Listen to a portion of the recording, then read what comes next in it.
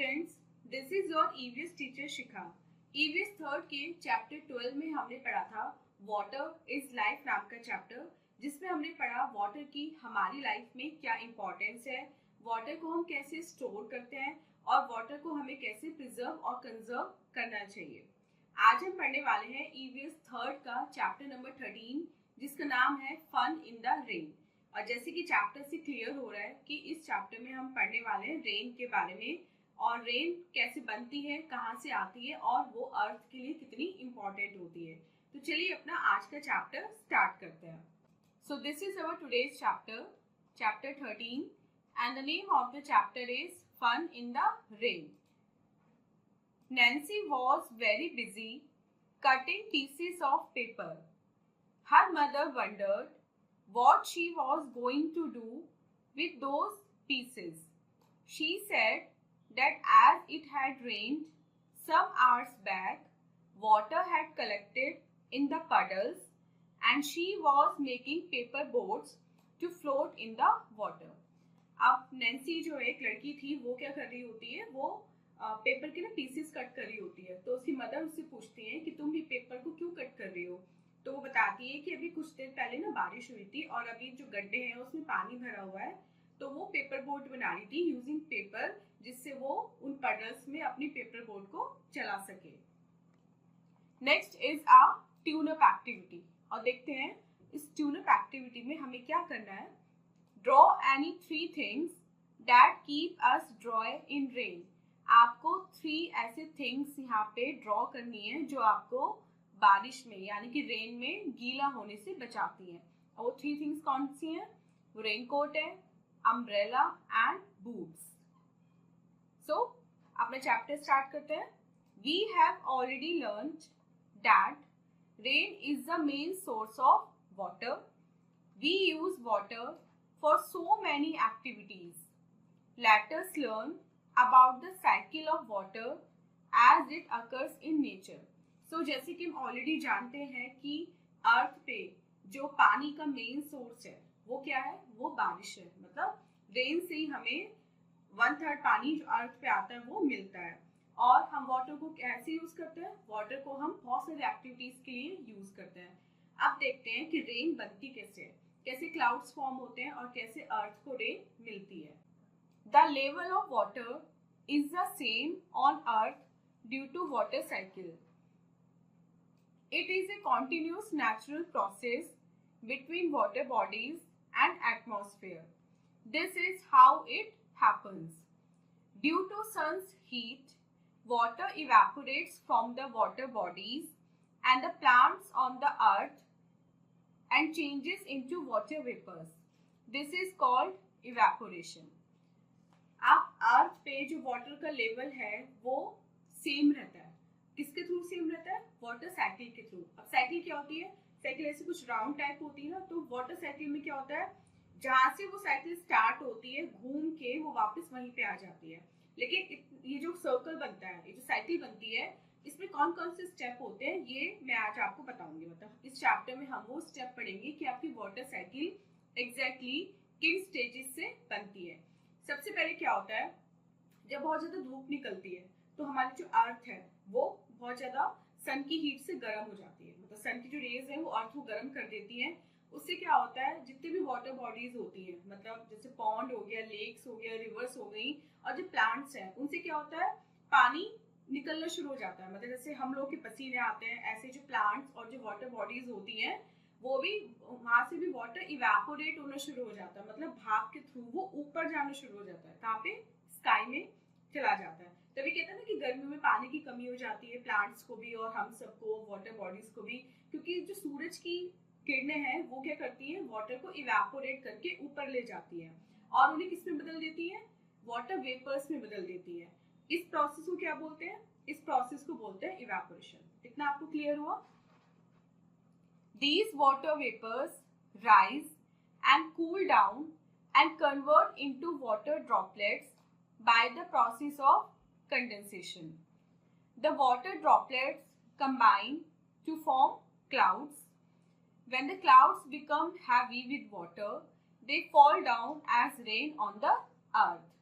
Rainwater goes back to the water bodies. Hence, the level of water is maintained naturally on earth. अब जो water vapours ऊपर गई थी वो गर्म होती हैं, वो ऊपर जाके क्या होता है, ठंडी हो जाती है, और जब वो ठंडी हो जाती है तो वो बूंदों में कन्वर्ट हो जाती है, ड्रॉपलेट में कन्वर्ट हो जाती है. इस प्रोसेस को क्या बोलते हैं? इस प्रोसेस को बोलते हैं कंडेंसेशन. गर्म किसी चीज का, गर्म पानी का ऊपर भाप बन के जाना उसको बोलते हैं इवेपोरेशन, और उस भाप का बूंदे बन जाना उसको बोलते हैं कंडेंसेशन. अब ये वाटर ड्रॉपलेट जो बूंदे बनी है ये मिलके एक बादल बनाती है, और उन बादलों में जब पानी इकट्ठा होना शुरू हो जाता है और वो बहुत ज्यादा फुल हो जाता है तो वो रेन की फॉर्म में नीचे गिरने लगता है. क्लाउड से रेन नीचे गिरने लगती है. अब रेन जब नीचे गिरती है तो वो वापस कहाँ जाती है? जो पानी होता है वो वाटर बॉडीज में भी जाता है. तो ऐसे जो वाटर बॉडीज का जो लेवल है वो मेंटेन रहता है. मतलब वाटर बॉडीज से स्टार्ट हुआ था प्रोसेस और वापस वो प्रोसेस वाटर बॉडीज पे आके रुक जाता है, इसलिए हम इसको बोलते हैं water cycle. Next topic is shortage of water. We need water for many activities like cooking, bathing and washing. Let us read about some reasons that lower the level of water and cause water shortage. अब जैसे कि हमने पढ़ा हमें जो पानी है वो बहुत सारी एक्टिविटीज में यूज करना होता है, लेकिन ऐसे कौन से रीजंस होते हैं जिनकी वजह से जो पानी है उसकी शॉर्टेज हो जाती है, पानी की कमी हो जाती है? कुछ रीजंस ये नीचे दिए गए पिक्चर्स के थ्रू आपको समझना है. वाटरिंग प्लांट्स विद होस पाइप. जब आप प्लांट्स को एक पाइप के थ्रू पानी देते हैं तो इससे भी पानी की शॉर्टेज होने लगती है. Leaking taps. जब आपके घर में टैप्स बहुत ज़्यादा टाइम तक लीक होते रहते हैं परमानेंटली, उससे भी वाटर की शॉर्टेज होती है. Washing vehicles with pipes. जब आप अपनी गाड़ी, बाइक या स्कूटी पाइप से धोते हो तब भी वाटर की शॉर्टेज होती है. Overflowing of water while bathing and washing. जब आप नहा रहे होते हो या कपड़े वगैरह धो रहे होते हो और जो आपकी बकेट है वो फुल हो जाती है, उसमें से पानी बहता रहता है कॉन्टिन्यूसली और आप टैप को बंद नहीं करते, तब भी पानी की शॉर्टेज होती है. Excessive drilling of borewells. जो बोरवेल्स होते हैं उनकी एक्सेस ड्रिलिंग करने से. And increasing population. जैसे जैसे पॉपुलेशन बढ़ती है वैसे वैसे वाटर का कंजप्शन भी बढ़ता है और इससे भी वाटर की शॉर्टेज होती है. Next is a take a break activity. अब देखते हैं टेक अ ब्रेक एक्टिविटी में हमें क्या करना है. Write down 5 ways in which we can save water. आपको ऐसे 5 तरीके लिखने हैं जिससे आप वाटर को सेव कर सकते हो. Next topic is rain water harvesting.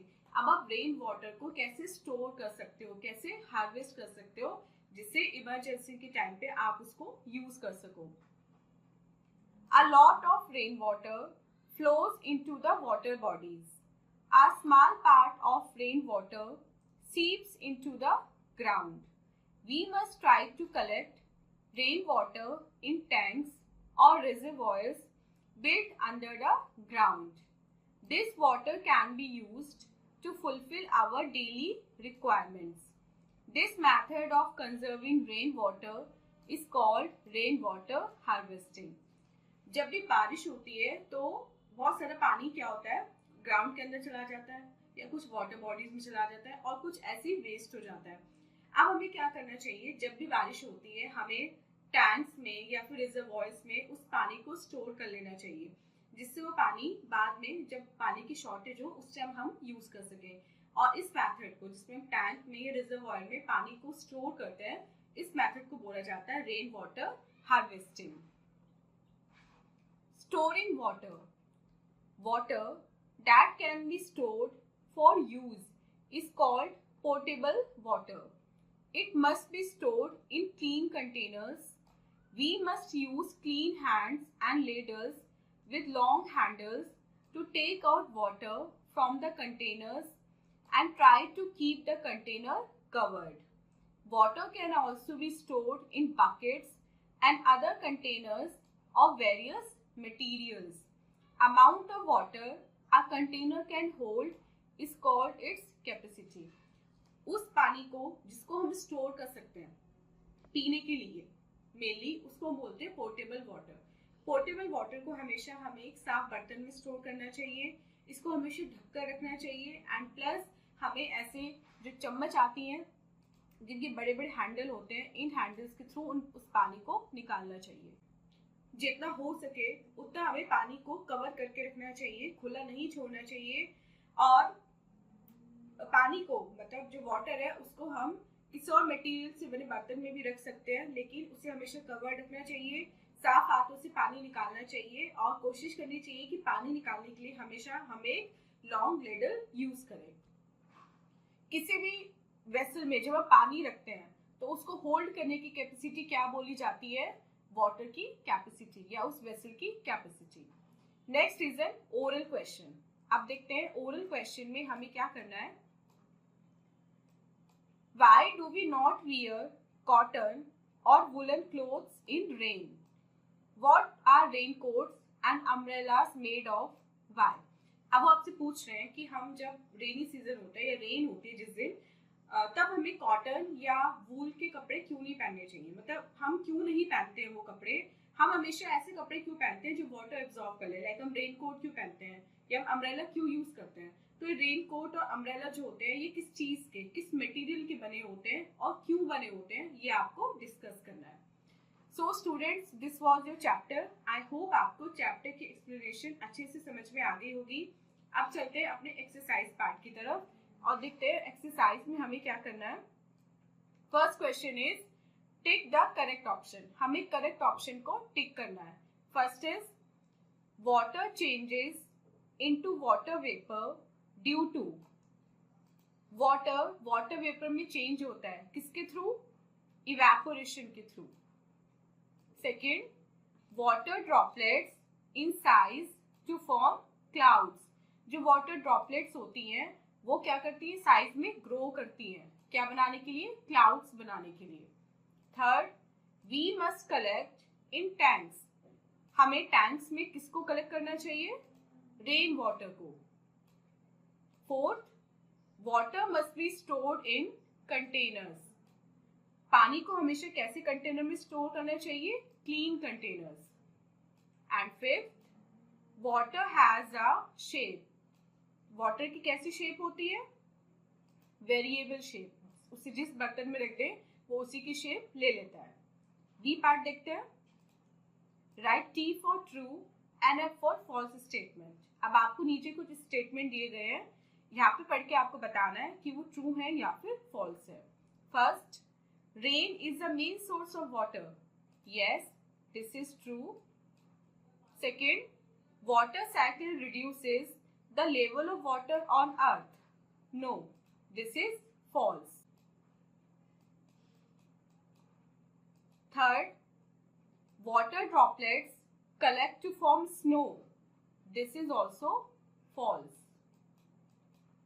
Fourth, water falls from sky in the form of snow only. This is again false. And fifth, we must let the tap running while brushing our teeth. This is again false. This is not true. So students, this was your exercise part. I hope आपको chapter की explanation and exercise दोनों ही अच्छे से समझ में आ गए होंगे। अब मिलते हैं अपनी नेक्स्ट वीडियो में इससे नेक्स्ट चैप्टर के साथ। Till then, take care, bye bye.